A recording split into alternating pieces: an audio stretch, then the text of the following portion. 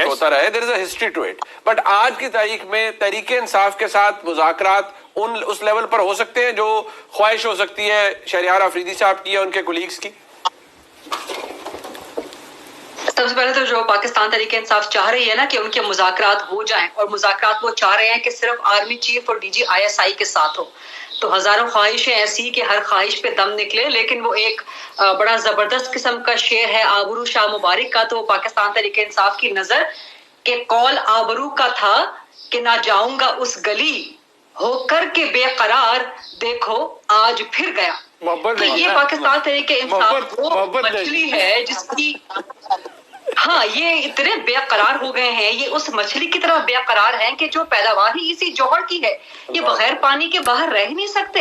یہ اسٹیبلشمنٹ کی پیداوار پارٹی ہے اور ہمیشہ سے اسٹیبلشمنٹ کے کندھوں پہ سوار رہی ہے, اسی لیے انہیں کوئی آر محسوس نہیں ہوتا یہ کہنے میں کہ ہم بات کریں گے تو صرف آرمی چیف کے ساتھ یا صرف ڈی جی ISI کے ساتھ. تو یہ تو ہمیں سوالات کرنے چاہیے کہ کیا سیاسی جماعتوں کا یہ مینڈیٹ ہے کہ وہ اس طرح سے, خاص طور پہ سیاسی جماعت بھی وہ کہ جس کا موٹو یہ ہو کہ ہم پاکستان کی سب سے مقبول ترین سیاسی جماعت ہیں, تو پھر سوال ہونا چاہیے نا کہ جو آپ کے لیڈر صاحب ہیں مقبول خان نیازی, ان کی عوامی مقبولیت پھر کہاں گئی؟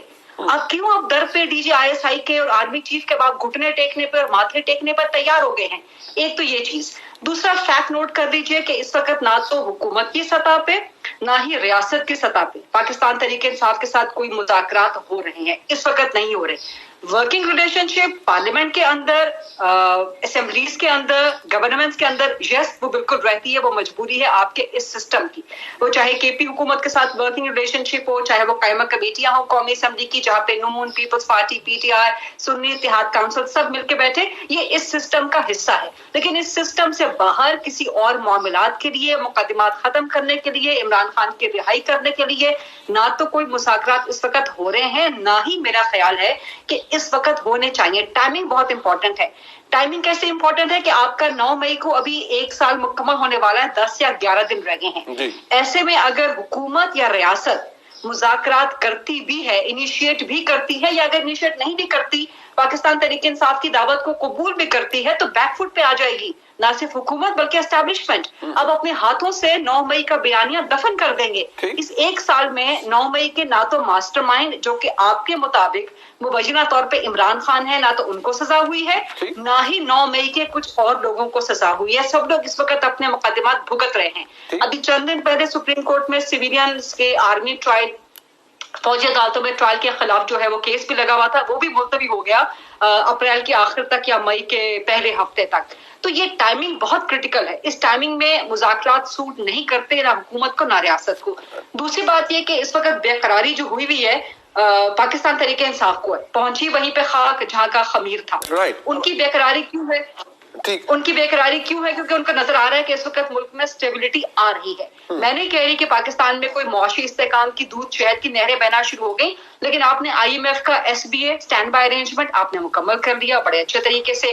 IMF کا ایک بڑا پلان 6 یا 8 ارب کا جو پاکستان کی انٹینٹ ہے, پاکستان کی خواہش ہے, کتنا دیتا ہے IMF یہ بات کی بات ہے, بٹ وہ آپ کو ملنے جا رہا ہے.